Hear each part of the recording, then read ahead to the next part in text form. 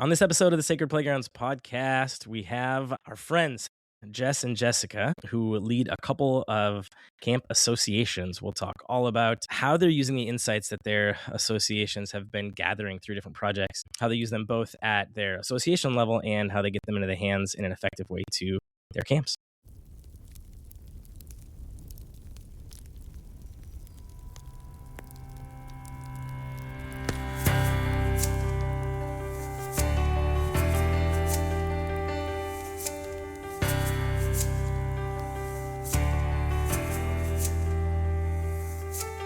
Welcome to the Sacred Playgrounds podcast. We're behind the mic and behind the research, turning insights into impact and numbers into North Stars for camping ministries and the intrepid leaders that serve them.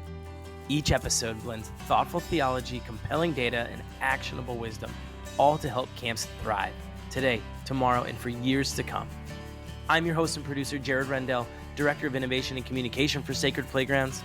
Joining me is Director and Lead Researcher, Jake Sorensen, a PhD-level scholar, experienced ministry practitioner, and the founder of Sacred Playground. Be sure to hit the subscribe button so you don't miss an episode, the support button to help make these episodes happen, and connect with us on Facebook and Instagram at Sacred Playgrounds, and always at sacredplaygrounds.com. Explore with us what God might have in store at your Sacred Playground.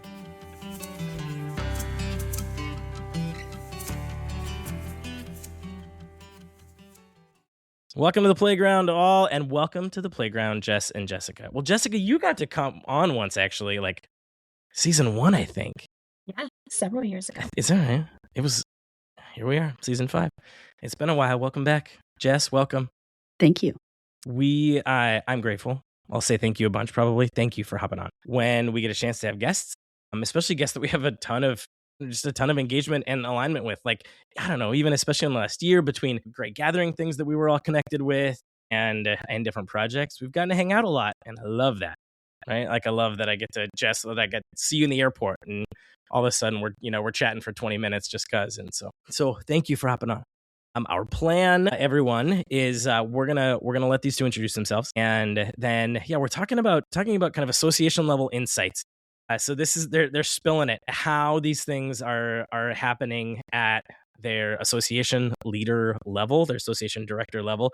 We've got all these insights that we gather, and we've definitely been learning over the past few years that the more that we can do that together and then be able to kind of stack things up for comparison, and when we can go from insights at maybe an individual camp to a cohort of camps, or especially up at a whole number of camps that are aligned in either mission or theology or whatever it might be, that can be a really powerful way to help data, insights, numbers get matched with narratives and stories that make a big difference. And so when we've got layers, when we've got levels, that is a really helpful way to use insights. That's our plan. That's what we're going to talk through. I want to make sure they get a chance to meet you. Everybody gets to kind of tell their camp story. Any guest that comes on, because we've all got them, and it's fun to hear others. Jess, why don't you start for us? Let us know your camp story and introduce yourself. Tell about your role and kind of how you got here. Yeah. Ooh, I love this. Well, first, my name is Jess Elfring-Roberts, and I'm the Executive Director of Episcopal Camps and Conference Centers. And we are an association of about 100 Episcopal camp, conference centers, retreat centers, and farms across the Episcopal Church, which is located in the United States, Europe, Honduras, Taiwan, 22 countries across the world. My camp story. So I never went to camp as a kid, never went to sleepaway camp. I went to a vacation Bible school and had a terrible experience. And this almost didn't happen. None of it. And I just was like, I'm done. Never. However, I did get involved in diocesan youth events. So a diocese is like a region in a state. It sometimes can be a state. And the camp director called me and said, hey, would you be interested in being the music director at our summer camp? And I had been the music person for youth events. And I said, well, but I've never done camp. I don't understand. Yeah. But I trusted her, and she had really given me space to be a leader and to try new things. And so I almost said auditioned. I interviewed, and you're a music person. It's just embedded. Theater kid. That's what you do. I got hired when I was 18, and I fell in love with my co-counselor. That was not the plan. However, 22 years later, we're still together. But camp, Wow. for me, camp was the first place in the church, and I grew up in the Episcopal church, first place in the entire church that I felt welcomed, affirmed, loved, and celebrated for being myself. And it really made me pause and think about so many different things. And I kept thinking, why is camp so magical? Like, what is going on here? But I was hooked. Mhm. And so that summer, like every ridiculous camp staff, a bunch of us went and got matching tattoos. I kept coming back, and I went from being the music director and a counselor all the way to running the camp over 15 years. And my wife and I worked at the camp together for 8 years, and then she went and got a full-time job, and I found ways to have jobs that allowed me to continue to come and work at camp. And the camp that we rented from, because we didn't own property, hired me. And they were like, "Hey, do you wanna be a ropes course instructor?" And I was like, "Sure." And next summer, "Hey, do you wanna be a manager here?" "Sure." "Hey, do you wanna teach outdoor ed?" "Sure." And I just couldn't get enough of it. And so I've always found my way back to camp, and I left for a while to go be a teacher, and then this Yeah, role came open, that's right. and I wanted to give back to the community that helped raise me as a leader, Yeah, and I get formed to you. do that every day. Is that an okay camp Grateful. story? That's a great, great camp story. Okay, I love that. awesome. Jessica. That is a great camp story. I'm Jessica Gamache, and I am the Association Director for the United Methodist Camp and Retreat Ministries Association. We connect about 177 camp and retreat centers across the United States is the base that we currently serve, although United Methodist Church is a global church, and we do have Camps International as well. My camp story, unlike Jess, I was always a camp kid. As soon as I was old enough to go to camp, I went to camp. I went to camp every summer. As soon as I was old enough to volunteer as a junior counselor, I volunteered as a junior counselor. I was on summer staff. I'm a lifer. Yeah, the camp ministry. When I was in high school, I at camp felt a call into ministry, and with the help of my pastor, I discerned that that call is not into local church ministry, but it's into camping ministry. God was calling me to be in camping, and so I directed my entire college career into preparing myself to be a camp director. And my first year-round gig in camping was actually with the Lutheran church. I worked for Mm. Luther-Lynn, which is a Lutheran camp in Western Pennsylvania. Yeah. That is where I met my spouse. There's something about camp that Something about camp. together. I don't know if it's the shared trauma or if it's something a little different. But yeah, I met my spouse there. And as I completed a grad assistantship at camp and really starting to look at my life and career and my gifts, being up in front of campers doing the silly stuff and isn't my skill set, but the spreadsheets and coordinating, and that was more my skill set. And so there was a position open with the Methodists. I grew up United Methodists here in Western Pennsylvania for the camping coordinator for the conference, which is like the regional area of Sure. the Yeah. church. And so I applied, I got that job, and I found my niche. And it was Mhm. connecting the 6 camps and retreat centers. We have a boat here in Western Pennsylvania as part of our ministry, and just connecting and resourcing and advocating for those folks Mhm. ultimately led me here to doing that very thing at the national level, taking my gifts around coordinating and Mm. resources and connecting and being in relationship and helping the camp directors who are actually leading these ministries that made such an impact of my life. I know are so valuable in the overall discipleship experience for young people, especially, to be able to be a part of their journey, of the leader's journey in my role is like I said, that's my niche. So that's my camp story. That's your camp story. Yeah, and your journey to the roles that you're in right now. Thank you. Thank you for your stories and for your work. We, Jess, at last year's ECCC conference, one of the things that you guys do at your conference for exhibitors is you ask like questions and do bingo, and like so the exhibitors, they have to figure out. And our question was, our whole team met or worked with their spouse at camp. Like that was a question that we did for exhibitor bingo. That so people came over and we signed that because all the four of us had they either met spouses at camp or worked with them. So we're with you.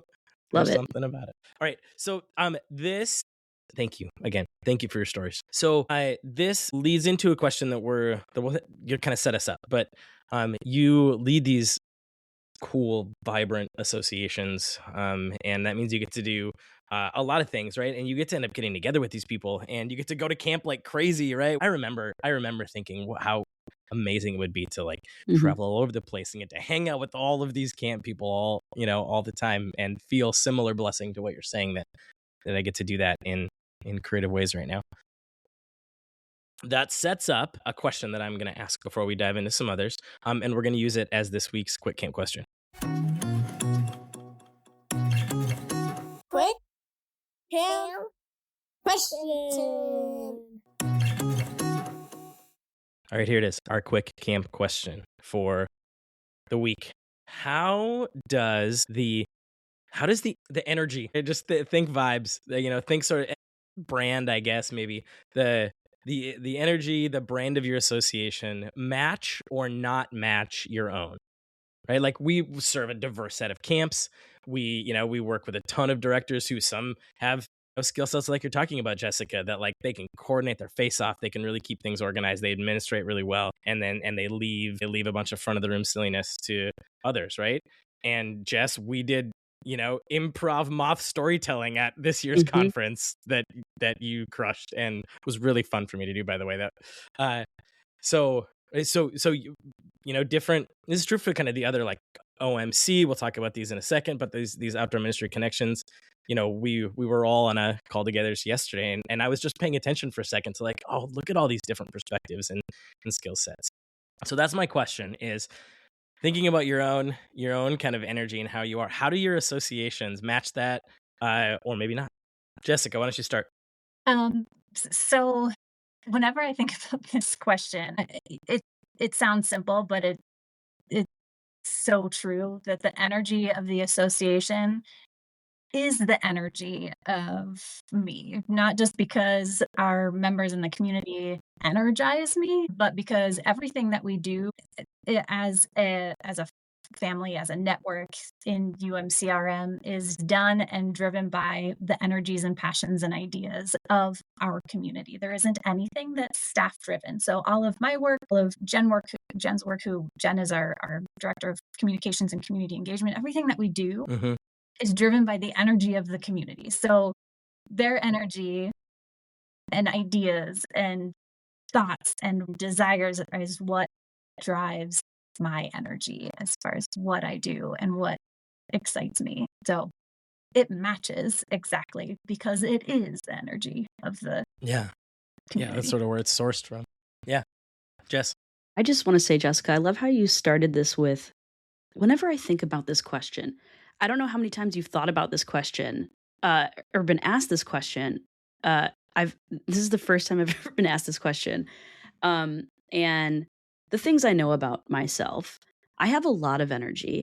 I have a background in improv, and I teach improv. And with that, I love collaborating and creating and listening to people's ideas and seeing what I can add on to it. I love throwing spaghetti at the wall and seeing what sticks. I love learning. And I think when I'm thinking about our board, the board's very supportive and has a great mix of folks that match my energy, and also folks who can help ground me when I think I get too far away from where I should be, maybe.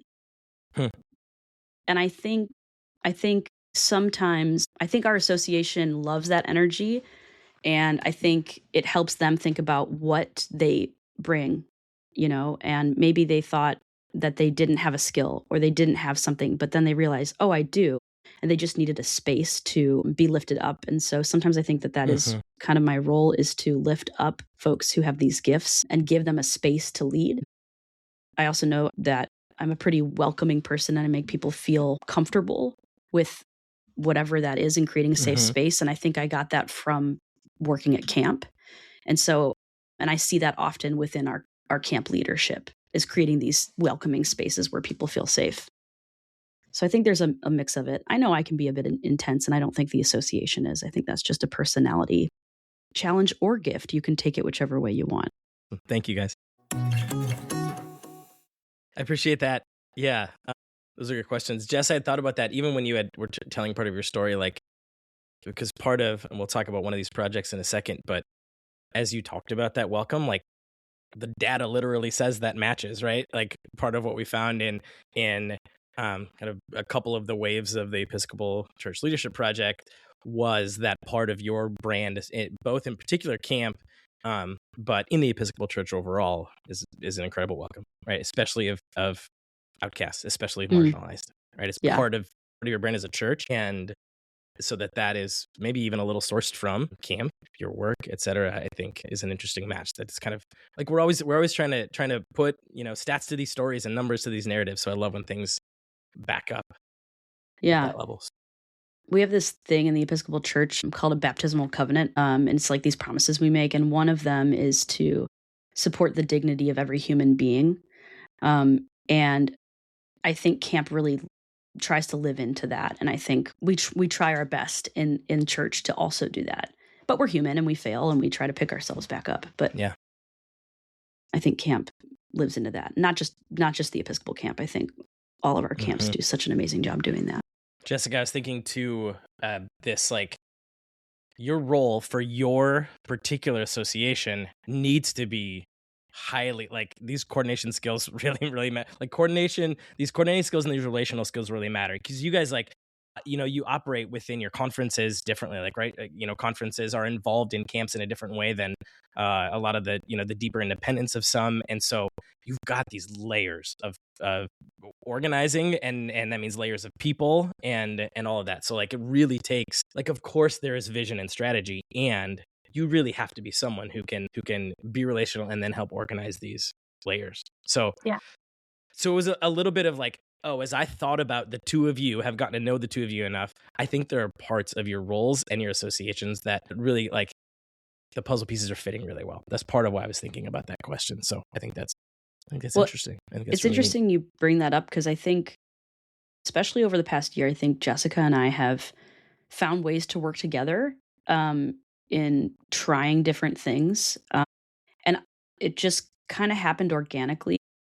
We're on a council for the Outdoor Ministries Connection, which is an ecumenical group of association leaders, like the Episcopalians, the United Methodists, the Lutherans, the Presbyterians, UCC. United Church of Canada. Thank you, United Church of Canada. And I think we noticed that we have similar, maybe struggles, but also similar wants in collaboration. And we started, we were looking at a master property insurance program together. We thought, what would it look like? Our centers are struggling with paying for property insurance, and places that have never had a claim, their premiums are skyrocketing. And we thought, what could we do? And so we were like, let's explore together, having more voices at the table, more centers together. Does that help us? And that was just like one of these ways that we kind of connected and started thinking, what could we be doing together? Not that we hadn't been doing things together before, because our associations within OMC do partner together with many different things. But that specifically just kind of came out of listening to the needs of our centers and saying, what can we do? And let's not do it alone.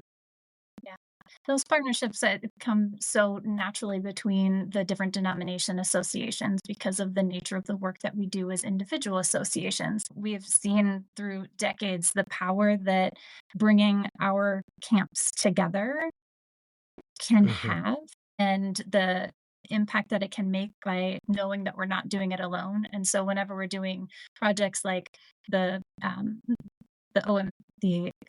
salary and compensation survey, or the initiative that Jess was just talking about, we as associations, we live by bringing people together. So for us to come together as denomination associations to do things that are going to make even a greater impact, it just makes sense. It's Yeah. what we do.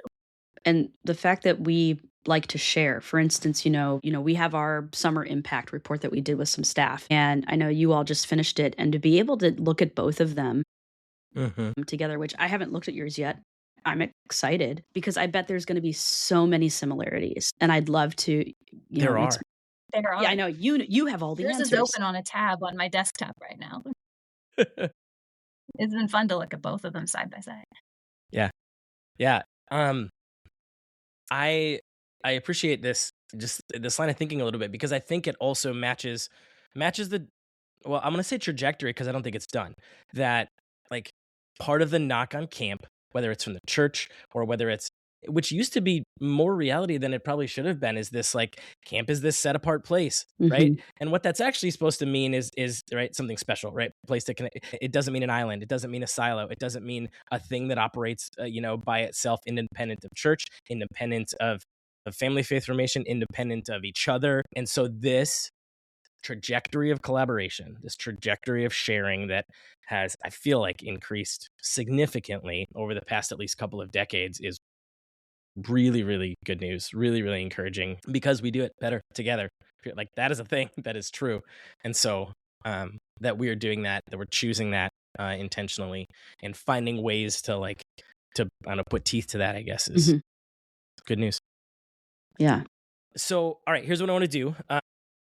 So we're going to talk about these insights. We've already started to lift them up. And we've mentioned a handful of these projects. So I quickly want to run down, just so people know, like, these are some of the projects that we have all gotten to work on together with us. There, like you said, there are others. There are other ways that OMC folks, there are other ways that cross to, like, 3CA and some of these other collaborative groups, these associations, these connection points for camps, that all, like, a whole bunch of Venn diagrams in a really good way. So I want to run down these, in case we, like, throw out an acronym. I want to run down some of the things that we work together, and just share with folks, like, we've dug in, like, we've gotten to dig in. That's true with a handful of associations. The two of you and your associations, for sure, right? So, Jess, you were starting to mention some of the, like, the summer staff, impact report and things like that. That was all part of ECLP, the Episcopal Church Leadership Project, right? So we were connecting with the Episcopal Church, this multiple wave study where we were connecting with a bunch of clergy. We kind of made sure that they included camp staff as an important wave of this. And then there was a wave that was kind of broader, talking about young adults with this bigger picture ministry. And so we had these multiple waves of things, and we've shared a handful of that. The most direct to you and ECCC was this summer staff impact study. It's a really key group of these young adults. And so you've got that staff study. That's one of the main engagements that we've had over the last couple of years, and the things that we're still digging into and working to share and things like that. You have also had camps that have done either, like, some individual projects or, engaged in other ways as well. Jessica, UMCRM folks, right? So we, Effective Camp, right, focusing on, campers, families, did that in 22, and now again in 26 here. That's going to happen this summer, right? So the kind of full Effective Camp project, where we'll do all 4 of those surveys, and on the way in, on the way out after. So we've done that. I'm really excited, of course, to be able to now, like, we've got 2 really comparable data sets, or we will, after this summer, to be able to really stack those up and compare. And then you guys also did a summer staff study last year, so through 25. So we've got that. Impact report and info there from you guys. And then both of you, your associations, have contributed to a bunch of the work with Jess. You're laying out what OMC is, right? And so some things happen at kind of that level. Particularly, Jesse, you brought this up, there's the director survey and the compensation survey that have happened kind of every other year. So we just launched the compensation survey. Here, insert ad. Ready? If you're in OMC camp, compensation survey is open, and it is time to fill that out. I'll put it in the show notes. Fill out your compensation survey. There we go. Ad taken care of. Those really do, right? Those both, and those are good examples because they inform multiple layers here, right? They inform the whole picture. We can say what's going on at OMC camps overall. you can take a look at those things because you get individual association reports and say, all right, what about us? And then down to, these camps have their own insights that they can check into for themselves. So those are some of the main ones. So if we throw out those acronyms, right? ECLP, OMC, UMCRM, et cetera, et cetera. So those are the acronyms. Those are the main projects that we've talked about. We want to do that rundown. Okay, so now here's what I'm hoping to do. We're going to talk in a couple layers, right? And the first layer is going to be kind of you guys at your level. So you think your boards at the association level. We've done these projects, and so I'm curious about what it is like and what is the most useful, what you find yourself using in these findings, right? You get a report, or we did a digital tool for the compensation survey for OMC, and then the conversations and kind of consultations and any action planning and stuff that we've talked about there. How do you find yourself using these insights at your association level? Who are the other people that you find yourself, talking to and sharing with? Maybe even anything about these are some of the either decisions or strategies that we have looked into these insights in order to think about, to talk through, to create. Feel free. I know I just threw a handful of questions at you, but we can just do them as a big bucket. The big question is, how are you using these insights that you've gained at the association level? Our real use of the projects that we have been participating in got real serious whenever we were doing the first round of the Effective Camp project. We've seen at that point camps as individuals doing the Effective Camp project, but what we were doing and what we're doing again in 2026 is doing the project across our entire connection. And so we did a stratified random sample so that we could tell the story of the impact of camp across our whole network. And whenever we originally did that back in 2022, we didn't really know what was going to come out on the other side of that, and what all information we were going to get and how we were going to be able to use it. Man, one of the most exciting things that came out of that first round was a second grant. So we received also in 2022 a ministry impact grant. It was a multi-million-dollar grant for us to distribute through subgrants to our camps to do projects that would help them move into the future and be more sustainable into the future. And it was incredible. It was going to be just a one-time thing. We got the reports back after that, and then we paired it with the impact information and statistics from the Effective Camp project and sent that to the Family Foundation, and they were like, yes, this is exactly what we want to be making an impact with. This is our priority. And so what was supposed to be just a 1 year, one-time thing got extended into a second year with another almost $1.5 million for us to distribute. So at an association level, that particular project enabled us to better resource our folks monetarily. Grants, $1 million grant divided, at that, I think for that second round, we were able to fund like 50 projects or something. I don't know the number right off the top of my head, but it was incredible. I love it. And so it inspired our next round. What we were able to provide for our people, we then told that story to the denomination. And through our denomination, we got a grant to run the second round of Effective Camp project this coming summer. So just being able to tell that story with the projects that we've been doing has opened up more opportunities for us as an association to resource and to advocate for our people, which has been incredible. Love that. We've said it a bunch of times on here. I've said it to you. Like, none of this was ever research for sake of the research. It was always meant to catalyze stuff.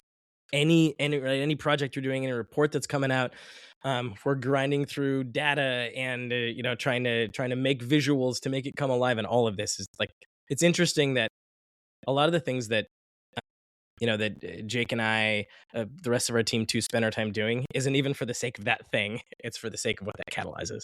And so I love that's interesting that it was, okay, what do we, what does that catalyze? What do we do? That 50 projects, 50, new things, creative things got to get catalyzed. I love that. Yeah, it was a launching point. All of the information that we received from that single project a couple years ago has been a launching point for numerous initiatives and opportunities over the past several years. Yeah. Jess. Yeah, I would love to talk to you about a multi-million-dollar grant. I think there's so much that has come out of even just this wave of our most recent report, and I want to connect to something you were talking about earlier about sort of maybe like camps not being taken seriously or kind of being sort of siloed or pushed away from the church. Oftentimes I see camps not being taken seriously, their formation not being taken seriously. And what this survey showed us, this report showed us, and I think anybody in the camp or retreat ministry world knows this, but to have the data to back it up that that people are saying, the formation I'm getting is more than I've ever received, or it's helping me for my calling as a lay leader or as an ordained leader. The other things that just were phenomenal things that we found that we've been using to share are mental health being a huge factor with our young adults, but that camp has actually been a place where camp hasn't had a negative effect at all, even with people who've been struggling. And so when we see all these things, like, what do we do? So the big pieces are, I'm helping to tell the story within our denomination when I go to large network gatherings, and to kind of break this pattern of sharing this misinformation about camp, and then to have the data to back it up so that people can see that this is true. I mean, we look at it, and being able to talk to people about the fact that in our denomination, camp is the largest leadership pipeline in the Episcopal Church. When I say that, and then we have data that shows, then I think now I've got a seat at the table, because for whatever reason it is that we weren't being taken seriously, I think people are starting to say, we might have missed something here. This has opened up dialogue in a different way than ECCC has ever had in the past within the church. And when we look at our bishops, over 80% of them felt their call at camp. And so there's a disconnect between them in leadership and just bridging that gap. And so my job now is to advocate for what's going on and making sure that this information gets out to the churches. And part of that, yes, is looking into grants and using this data to help better tell our story.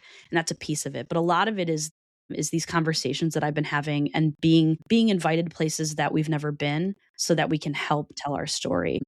It's been huge. Yeah. Can I ditto what Jess said? Because of the work that we have done, collaboratively as OMC, or just the work that we've done with CRM, I have learned, and I think our whole community has learned, that in order to be an effective storyteller, you have to be a curious researcher. Yes.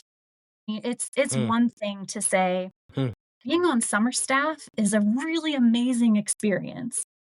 But to tell the story, it adds another layer to say the story of one person. So this summer staffer telling their story, I came in, I didn't know God. It was just a summer job. I came out and my life was changed.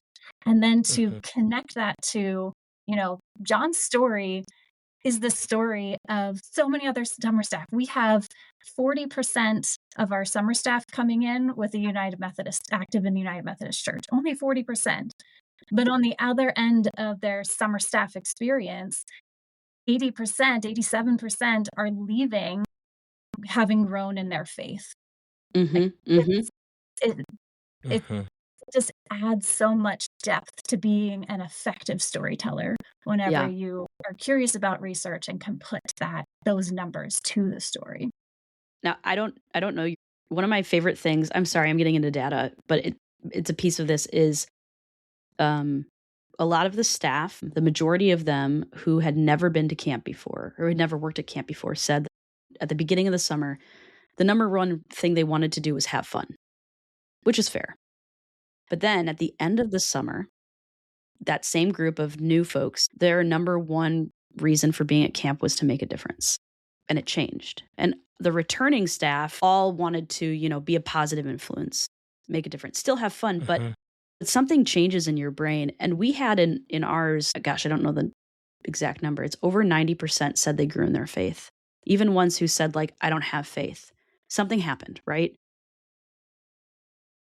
And there's so much more to be telling of this story that I think for a while people have been filling in with just what they think and assumptions, but this data shows the story in a way that we haven't been able to tell. And sometimes, like, you need to do the research to be able to tell the story. For instance, like our staff numbers with the percentages, we had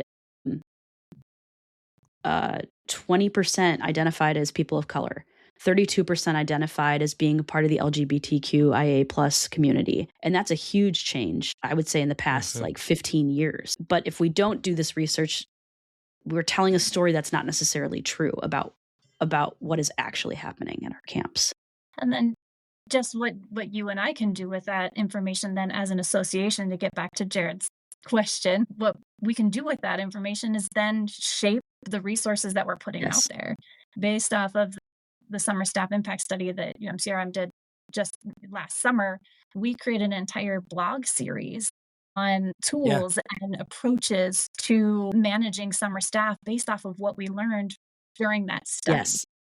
Yeah, like I'm sure in our church, in our camp system, so many of our staff are not Episcopalian. And so we need to make sure that we're offering an Episcopal 101, right? And that's something that's very easily that our office at ECCC can put out and then give to our centers and say, hey, tweak this for how it works at your camp, but you don't have to reinvent the wheel. Here's the stuff for you. And that's how this can, there's just so much that we can take from this, right? And put it right into supporting our leaders who are then leading up the next generation of camp leaders. So let's keep going there, because that's kind of the next layer. It's where we're going, because the idea, the question here was insights at the association level, insights for the sake of the big picture, and insights for the sake of your camps, right? And that's where we're starting to go. Is what are the things that you have been most excited and compelled to get into the hands of them, right? Part of your role, this is what you were just saying, right? Part of your role is to resource your camps and their leaders, right? To be a resource. And so that means that you are listening, and this helps to do that. And then creating things. Yeah, like I remember when we were talking through, Jessica, that, that blog series, it was like, okay, because you often write, like, report comes out or we have a conversation, wherever, you often kind of, I'm going to write that up. I'm going to put that out there. You kind of started writing the singular post, and you're like, wait a second, this is thick, and I've got to, this actually has turned itself into, what was it? How many? I can't remember how many it was. Six different blog posts. Yeah. So let's keep going at that level. These insights for the sake of your camps. So what have you been interested, excited, compelled to share right away? How have you been putting it into their hands? We just, you just gave a couple examples even. So if there are any others, any feedback you've gotten, other stories of that idea of it's not just meant to stay at your level and inform your ideas, choices, strategies there. You want to get it into the hands of your leaders on the ground, the practitioners. One big thing, I started this role in 2022, and some of our staff were noticing this mental health was coming up a lot, right? And so they started partnering with places and started creating this mental health advocate to work at staff on summer staffs. And that kind of started to trickle out, and figuring out ways to pay for it, to make sure that we have somebody who's trained on our staffs to take care of not only the campers, but the staff. And to be able to see data that says that, like, we are not out of this mental health crisis at all. But the fact that we can have young adults with 3 or 4 indicators of mental health issues be successful and be supported at camps shows that, we're doing a great job and we need to keep doing it, as just like one example of seeing how the network saw a need for something and then passed it along, and then to have the data to back it up is really great. And it makes me think, okay, if we're doing this, what can we take from this and also share with the church? Like, here's something we can share outside of just our ministry that maybe they could take into their ministry. That's been one big thing for us. Yeah. I think of one of the most impactful ways that this research and these insights have been helpful to our camps stems from just the nature of who we are as United Methodists. So there's a gazillion of us, and the entire Methodist movement. Compelling data there, Jessica. Yeah, it's a real number. It's very specific. But the Methodist movement, the idea was, as John Wesley and the early leaders of the Methodist movement moved across the country, that United Methodist churches were easily reachable by anybody. So we have United Methodist churches on every corner, right? There's in Pittsburgh, there's a United Methodist church, a Wendy's, and then another United Methodist church. Like they're everywhere. And our camps are very similar. We have a long-term trend of United Methodist congregations being small membership congregations. Our camps are very similar. We have 177 camp and retreat centers across the country, but a lot of those camps are smaller camps, smaller in budget. Well over half of our camps have a budget of $500,000 or less annual budget. Smaller as far as camper numbers. The impact is still huge, but the Right. resources that they're working with are smaller compared to some of our other denominational partners and brothers and sisters. So by doing these research projects across our entire network, what we're enabling our smaller camps to do is take that information that applies to them, that stems from the United Methodist world, and tell their story. So a camp that wouldn't have the resources to be able to run the effective camp project for themselves can tell the story of the impact of their ministry because of what we're doing with the National Effective Camp Project.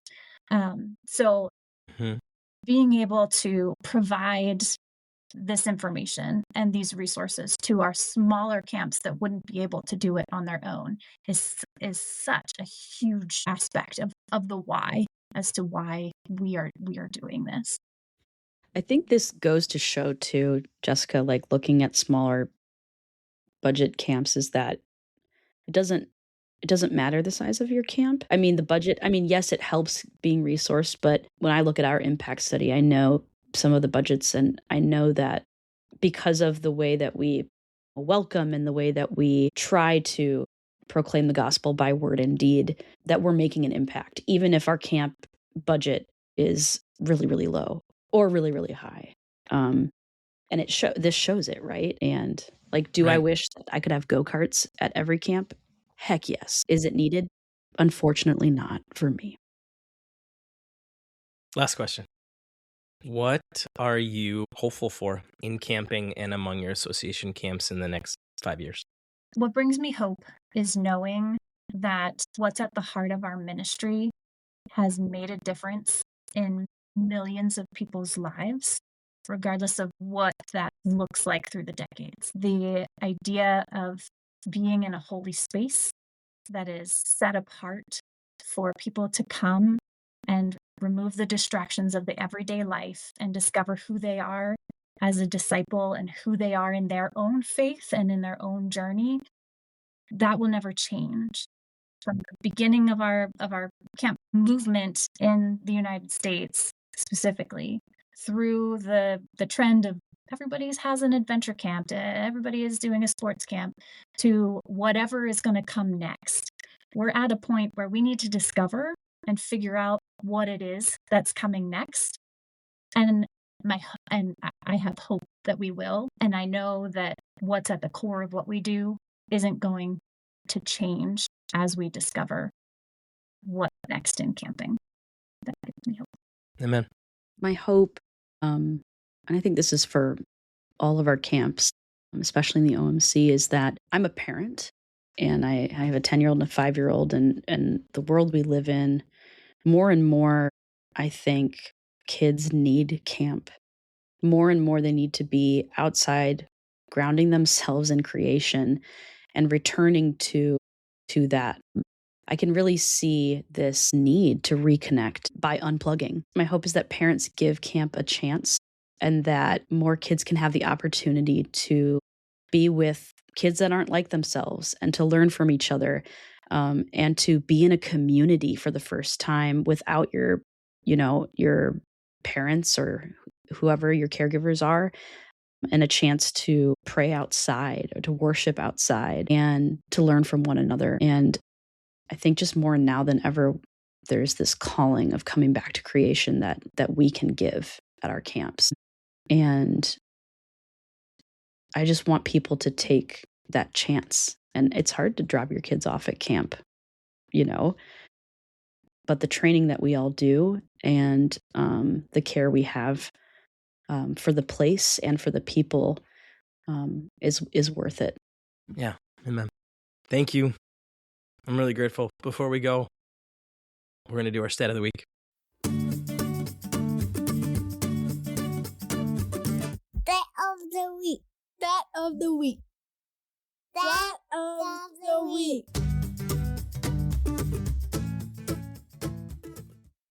All right, our stat of the week this week is actually a double stat this week. 98% and 100%. Now, we brought these up before, actually in a couple other contexts, but since we've got our friends from the ECCC and UMCRM here, we're sharing a side-by-side stat for these groups of staff. This is about their summer staff in particular. In the last couple of years, we've done summer staff studies with both of these groups. And these numbers, 98% and 100%, are consistently across these associations and others. The thing that staff agree with most that they grow in, and that is in leadership abilities. So that's a stat. The percentage of summer staff that say they grew in their leadership abilities, 98% for UMCRM and 100% for ECCC. Yeah, so these aren't agreement levels that you see on a lot of things. We know that this is a key thing that camp does. This is a key thing that camp, develops and builds, is these leadership abilities through the highly, we even call it often in some of the different graphics and things, we call it experiential leadership, not just experiential learning, but experiential leadership. And it's because of things like this that we know this is one of the things that camp does really, really well and should keep doing really, really well. All right, there's our stat of the week. Thank you again. I said I'd say thank you a lot until I'm doing it again. It has been a blessing to work with you in these projects and just to keep getting to know you, just yourselves, better, and to call you friends. So I'm grateful for that. Yeah. Thank you for what you do. I'm going to just say it. Thank you for what you do. The work that you do, the ministry that you do is changing the way we're able to do our work because of what you do. And so I'm incredibly grateful for the partnership that we have. And I'm not going to speak for Jessica, but she probably feels similar. I feel very similar. The way that you all approach the information and how to disseminate that in usable resources, we as association leaders would never be able to do and provide everything to our community without what you all are doing and providing. So thank you for what you do. I love that. That's helpful and encouraging, and I will pass it on to the team immediately. Yeah, and really, really grateful to do some good work together. I am with you that I'm really hopeful for the next few years, especially because to your point, Jess, the need is great and it's not going anywhere. We have said a lot of times that camp is needed more than ever right now. And that's the way that we are all, in whatever our seat is, facing the same direction.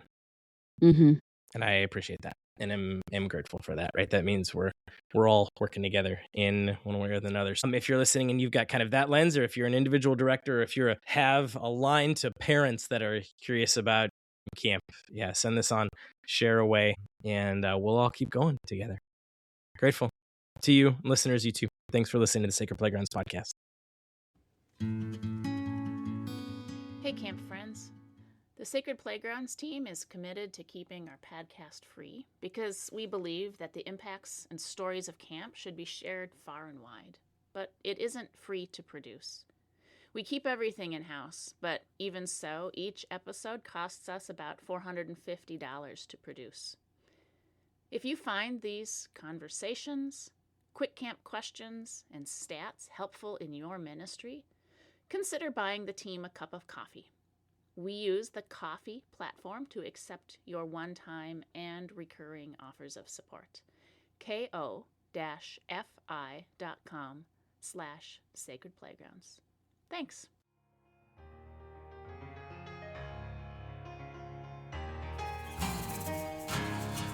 Thanks for listening to the Sacred Playgrounds podcast. Be sure to hit that subscribe button to catch every new episode. If this is helpful for you and your organization and your team, follow the link in the show notes to become a supporter of the podcast. Our theme music was written and performed by Weekend Picnic. Find their original songs anywhere you get your music or visit them at weekendpicnicband.com. Sacred Playgrounds is generating insights, equipping leaders, and connecting partners to help camping ministries thrive. Learn more about what we've got going on, view current research projects, and connect with our team at sacredplaygrounds.com.